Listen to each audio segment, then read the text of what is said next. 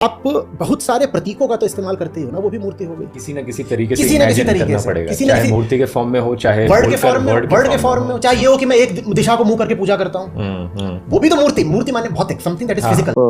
کعبۃ اللہ کی پوجا کیوں کرتے ہیں؟ تو آپ نے کہا تھا کہ صرف ڈائریکشن ہمارا مقصد ہے، حالانکہ کعبۃ اللہ کی پوجا کرنا ہمارا مقصد نہیں ہے۔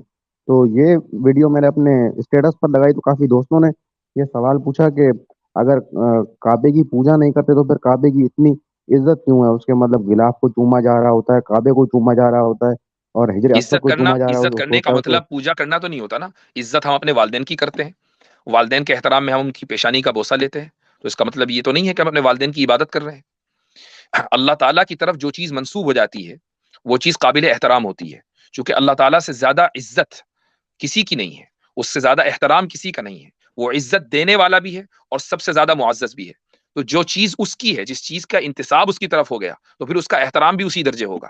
اسی لیے ان چیزوں کو اللہ نہیں کہا جاتا، ان کو شعائر اللہ کہا جاتا ہے۔ کعبہ اللہ نہیں ہے، کعبہ معبود نہیں ہے، کعبہ شعائر اللہ ہے، میں سے ہے، اللہ کا کے شعاروں میں سے ایک شعار ہے، اور جتنے بھی شعائر ہیں ان کا احترام ہوتا ہے۔ کیا ہم مسجد کا احترام نہیں کرتے؟ مسجد کے اوپر تو یہ اعتراض نہیں کرتے ہندو حضرات کہ آپ مسجد کی پوجا کیوں کر رہے ہو، ہم تو احترام مسجد کا بھی کرتے ہیں۔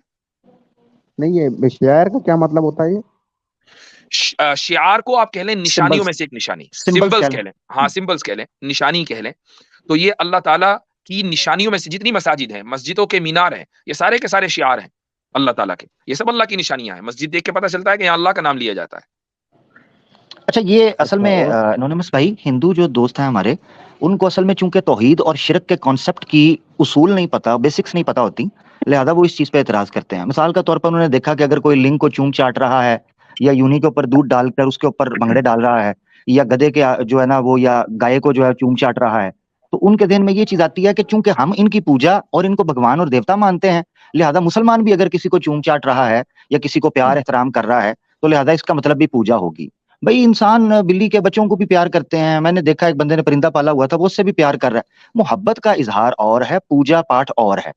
جو چیز بڑی صحیح معنوں کے اندر اس کو درشا سکتی ہے یا اس کو ایکسپریس کر سکتی ہے، وہ ہے سجدہ۔ سجدہ ایکسٹریم وہ عبادت کا پوسٹر تھا جس کو اللہ کے رسول پاک صلی اللہ علیہ وسلم نے منع فرما دیا کہ اللہ کے علاوہ یہ کسی کو نہیں ہو سکتا۔ تو اس کے علاوہ آپ کے ذہن کے اندر کسی کے سامنے محبت کرنا، کسی سے چاہت کا اظہار کرنا، یہ ڈیپینڈ کرتا ہے کہ آپ اس کی پوجا کر رہے ہیں یا آپ اس کا ادب اور احترام کرتے ہیں یا آپ اس کا تقدس کرتے ہیں۔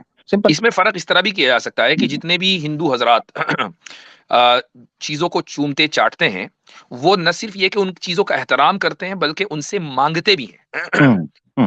اچھا، مسلمان اگر کعبے کا احترام کر رہا ہے اور اس کے پردے کو چوم رہا ہے تو اس کے پردے یا کعبے سے کبھی نہیں مانگے گا، مانگے گا وہ اللہ ہی سے۔ اس کا مطلب یہ ہے کہ کعبے کو چومنا یہ اس کا احترام میں ہے، اس کی عبادت میں نہیں ہے۔